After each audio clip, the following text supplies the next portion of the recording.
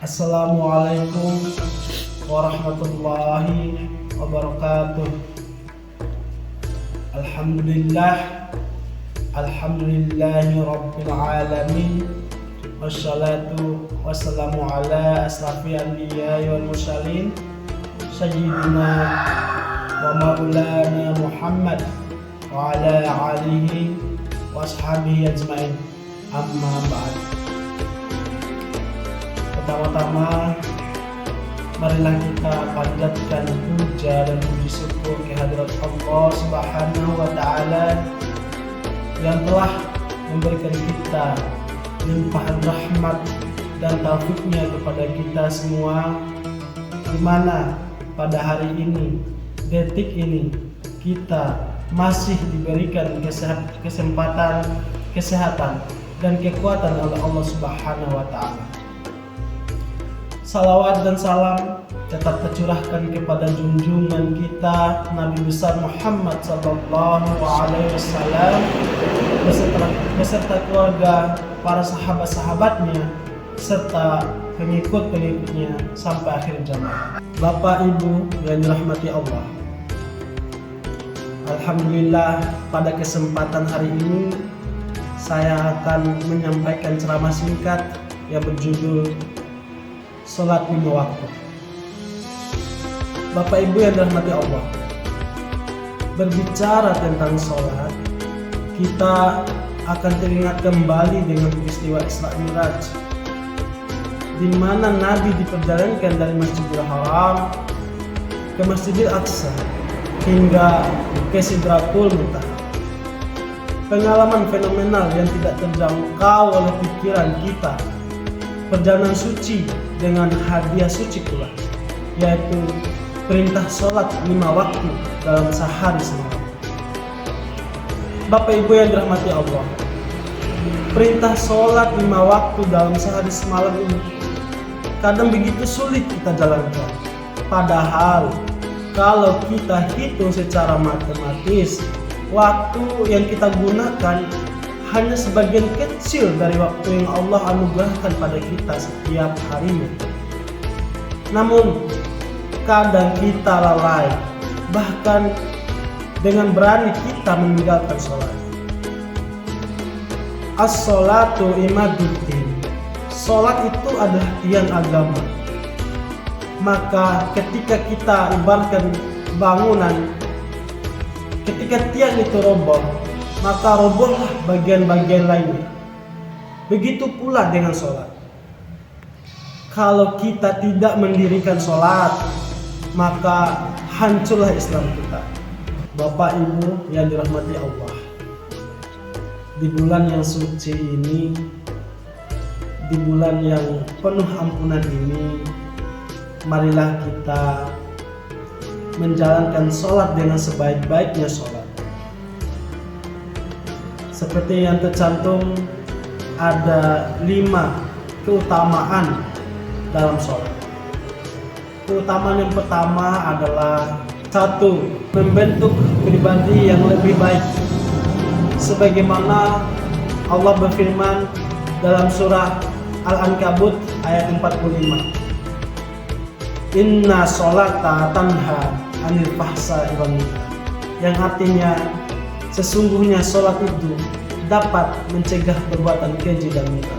Yang kedua, membuat hati kita lebih tenang, seperti yang tercantum dalam surah At-Taha ayat 14, Innani anallaha la ilaha illa ana fa'buduni wa aqimi sholati li zikri, yang artinya sesungguhnya aku adalah Allah, tiada Tuhan selain Allah, sembahlah aku dan tegakkanlah sholat untuk mengingatku. Yang ketiga, sholat itu memberikan solusi dari berbagai masalah ini, sebagaimana yang tercantum dalam surat Ali Imran, Quran surat Ali Imran ayat 38-39, yang artinya sholat dapat membuat hidup kita lebih mudah. Bukan berarti hidup kita yang dipermudahkan, tapi Allah meringankan hidup kita. Maka dari itulah pentingnya sholat. Itu adalah salah satu keutamaan sholat. Bagaimana Allah Subhanahu wa Ta'ala membuat kita, bahkan dengan makhluk yang hina seperti kita ini, memberikan pahala-pahala yang lebih besar kepada kita semua. Yang keempat, keutamaan sholat selanjutnya yaitu mengabulkan doa-doa. Sebagaimana seperti yang kita ketahui kisah Nabi Zakaria saat ingin mendapatkan keturunan, dia melakukan sholat. Dia melakukan sholat dengan khusyuk.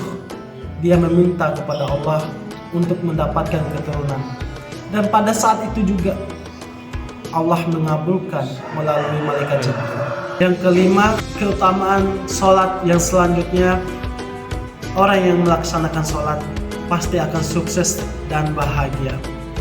Sebagaimana yang dicantumkan dalam surat Al-Mu'minun ayat 1-2. Bapak Ibu yang dirahmati Allah, marilah kita laksanakan sholat sebaik-baiknya sholat.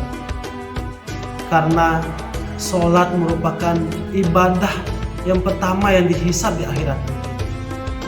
Bayangkan, seandainya kita tidak melaksanakan sholat, maka amal-amalan yang lain tidak ada gunanya.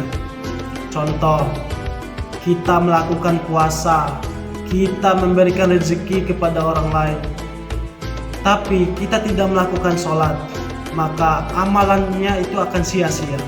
Karena amalan pertama yang dihisab adalah sholat. Bapak Ibu yang dirahmati Allah, tadi kita sudah mendengar 5 keutamaan sholat.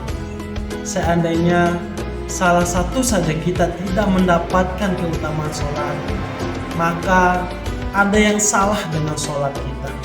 Maka marilah Bapak Ibu, untuk itu marilah kita kerjakan sholat dengan sebaik-baiknya sholat.